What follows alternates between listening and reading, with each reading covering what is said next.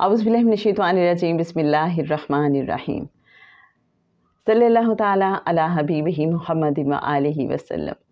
قرآن پاک میں جو انبیاء کے قصے بیان کیے گئے ہیں وہ محض قصے ہیں کیا، یا ان میں کوئی خاص بات ہے، کوئی حکمت ہے، کوئی راز ہے، کوئی سبق ہے، اور ہمارے آج کے دور کے ساتھ اس کی کیا مواصلت ہے، کیا تعلق ہے، ان کی روشنی میں ہم اپنی زندگی کو کیسے بہتر بنا سکتے ہیں، اور ان میں کیا کیا قوانین بیان کیے گئے ہیں، ان سب کو بہت ہی خوبصورت انداز میں بیان کیا ہے جناب خواجہ شمس الدین عظیمی رحمۃ اللہ علیہ صاحب نے کتاب محمد رسول اللہ صلی اللہ علیہ وآلہ وسلم والیوم 3 میں، جو کہ ہم آپ کے ساتھ شیئر کرتے ہیں۔ آج حضرت ابراہیم علیہ السلام کے قصے کو ہم آگے بڑھائیں گے۔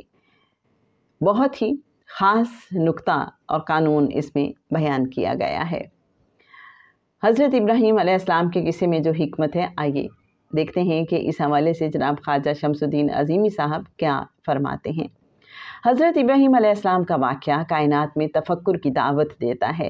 حضرت ابراہیم علیہ السلام کے قصے میں یہ بات وضاحت کے ساتھ بیان کی گئی ہے کہ اللہ کے فرستادہ بندے کس طرز فکر کے حامل ہوتے ہیں، اور اس طرز فکر کے تحت ان سے کس قسم کے اعمال صادر ہوتے ہیں، اور یہ کہ پیغمبرانہ طرز فکر کے تحت کیے گئے اعمال سے اللہ تعالیٰ کی خوشنودی اور رضا ان کے شامل حال ہوتی ہے۔ حکم کی بجا آوری ان کا نصب العین ہوتا ہے، اور ہر حال میں شکر ادا کرنا ان کا طریق ہے۔ تفکر ان کا شعار بن جاتا ہے، اور قربت الہی کا تصور ان کے اندر حق الیقین کا درجہ اس طرح حاصل کر لیتا ہے کہ وہ ہر لمحہ اللہ کو خود پر محیط دیکھتے ہیں۔ قرآن میں بیان کردہ حضرت ابراہیم علیہ السلام کے قصے میں تفکر کرنے سے یہ بات سامنے آتی ہے کہ تمام تجربات، مشاہدات اور محسوسات کا ماخذ ذہن ہے۔ جتنی ایجادات انسان سے صادر ہوتی ہیں وہ بھی ذہنی کاوش سے باہر نہیں ہیں۔ غور و فکر کرنے سے انسان کے ذہن میں وسعت پیدا ہوتی ہے، اور کسی کلیے یا کسی نئے علم کا انکشاف ہوتا ہے۔ انسان کے اندر انسان نفس و دماغ سے متعلق روز افزوں انکشاف سے یہ بات واضح ہو رہی ہے کہ انسان کا وجود دو حصوں میں تقسیم ہے۔ ایک حصہ اس کی خارجی دنیا ہے، اور دوسرا حصہ اس کے داخل میں واقع ہونے والی تحریکات ہیں۔ انسانی نفس کے یہ دونوں حصے ایک دوسرے سے گہرا رشتہ رکھتے ہیں۔ یہ بات بہرحال مسلمہ حقیقت ہے کہ انسان صرف جسمانی حرکات اور خارجی کیفیات کا نام نہیں ہے۔ انسان کے اندر مادی تحریکات سے آزاد ایک اور انسان ہے، اور اس حقیقی انسان سے ہی تمام خیالات و افکار بندھے ہوئے ہیں۔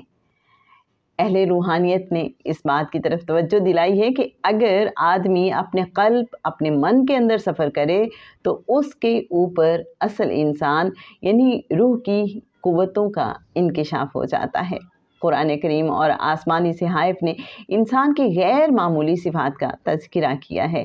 کتب سماوی کے مطابق انسان بظاہر گوشت پوست سے مرکب ہے، لیکن اس کے اندر ایسی انرجی یا ایسا جوہر کام کر رہا ہے جو خالق کی صفات کا عکس ہے۔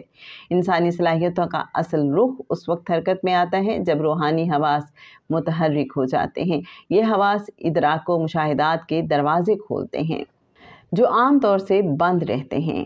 انہی حواس سے انسان آسمانوں اور کہکشانی نظاموں میں داخل ہوتا ہے۔ غیبی مخلوقات اور فرشتوں سے اس کی ملاقات ہوتی ہے، اور مظاہر کے پس پردہ حقائق اس پر منکشف ہوتے ہیں۔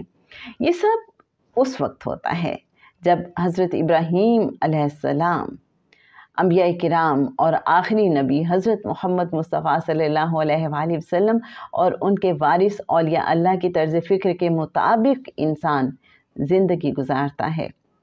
قانون یہ ہے کہ جب ہم کسی چیز کی طرف دیکھتے ہیں تو اس چیز سے خارج ہونے والی روشنیاں آنکھوں کے ذریعے دماغ کے معلوماتی ذخیرے تک پہنچتی ہیں۔ ہم جس عمل کو دیکھنا کہتے ہیں دراصل ہمارا داخلی علم ہے۔ داخلی علم میں کسی جسمانی حرکت کو دخل نہیں۔ مشاہدات یعنی داخلی علم میں مادی اعضاء معطل رہتے ہیں۔ ہم جو کچھ دیکھتے ہیں انا کے دیکھنے کو دیکھتے ہیں۔ आना ही का जिस्म रूह मिसाली है, यही जिस्म ख्वाब में चलता फिरता और सारे काम करता है। ख्वाब में जो जिस्म काम करता है उसका अमल मुस्बत तर्ज़ अमल का अक्स है। आमाल की दो किस्में हैं। एक किस्म उन आमाल की जो बग़ैर खाकी जिस्म के अंजाम पाते हैं, जैसे ख्वाब के आमाल। दूसरे किस्म के आमाल वो हैं जो हम बेदारी में खाकी जिस्म के साथ अंजाम देते हैं। इन आमाल की इब्तिदा भी ज़हनी तहरीकात से होती है, यानी जहन की रहनुमाई के बग़ैर खाकी जिस्म हल्की से हल्की जुम्बिश नहीं कर सकता। गोया दाखिली तहरीकात ही ज़िंदगी के असल आमाल हैं। कैफियत का रिकॉर्ड। अना हमारी तमाम अंदरूनी कैफियत का रिकॉर्ड है। अंबिया किराम की तालीमात में जिस अना की वजाहत की गई है उसका तज़किरा कुरान पाक में कई जगह मौजूद है। हज़रत इब्राहीम अलैहिस्सलाम के जहन में ये तजस्सुस पैदा हुआ कि मेरा रब कौन है, कहाँ है, और इस तजस्सुस में उनका जहन सितारे, चाँद और सूरज की तरफ मुंतकिल हुआ। और हमने ऐसे ही तौर पर इब्राहीम को आसमानों और ज़मीन की मखलूक़ात दिखाईं ताकि वो आरिफ हो जाएं और कामिल यकीन करने वालों में से हो जाएं। फिर जब रात की तारीकी उन पर छा गई तो उन्होंने एक सितारा देखा, फरमाया ये मेरा रब है। तो जब वो गुरूब हो गया तो आपने फरमाया मैं गुरूब हो जाने वालों से मोहब्बत नहीं रखता। फिर जब चाँद को चमकता हुआ देखा तो फरमाया ये मेरा रब है, ये सबसे बड़ा है। सो जब वो गुरूब हो गया तो आपने फरमाया ए कौम, बेशक मैं तुम्हारे शिर्क से बेजार हूँ, मैं अपना रुख उसकी तरफ करता हूँ जिसने आसमानों और ज़मीन को पैदा किया है, और मैं शिर्क करने वालों में से नहीं हूँ। और उनसे उनकी कौम ने हुज्जत करना शुरू की। आपने फरमाया तुम अल्लाह के मामले में मुझसे हुज्जत करते हो, हालांकि उसने मुझको तरीक़ा बतला दिया, और उन चीज़ों से जिनको तुम अल्लाह का शरीक बनाते हो। हाँ, अगर मेरा परवरदिगार ही कोई अमर चाहे। मेरा परवरदिगार हर चीज़ को अपने इल्म के घेरे में लिए हुए है। क्या तुम फिर ख्याल नहीं करते और मैं उन चीज़ों से कैसे डरूं जिनको तुमने शरीक बनाया, हालांकि तुम इस बात से नहीं डरते कि तुमने अल्लाह के साथ ऐसी चीज़ों को शरीक ठहराया है जिन पर अल्लाह ताला ने कोई दलील नाजिल नहीं फरमाई। सो उन दो जमातों में से अमन के ज़्यादा मुस्तहिक कौन है? अगर तुम खबर रखते हो, जो लोग ईमान रखते हैं और अपने ईमान को शिर्क के साथ मखलूत नहीं करते, ऐसों ही के लिए अमन है और वही राह हिदायत पर चल रहे हैं। यह हमारी हुज्जत थी जो हमने इब्राहीम को उनकी कौम के मुकाबले में दी थी। हम जिसको चाहते हैं रुतबे में बढ़ा देते हैं। बेशक आपका रब बड़ा इल्म वाला, बड़ी हिकमत वाला है। सूरह अनआम आयत नंबर 76 था 84।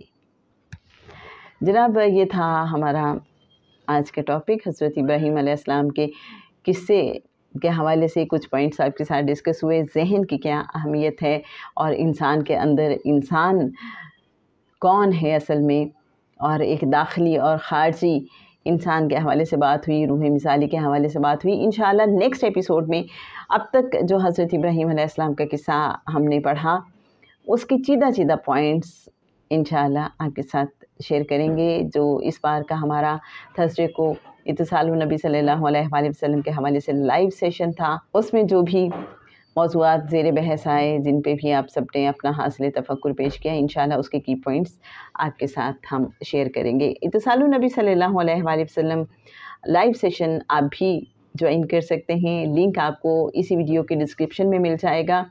अंबिया के किस्से उसमें हम समझने की कोशिश करते हैं और उनमें छुपे राज और कानून को हम मिलजुल के सीखते हैं। आज के लिए जनाब बस इतना ही। इंशाल्लाह इसी किस्से को नेक्स्ट एपिसोड्स में आगे बढ़ाएंगे।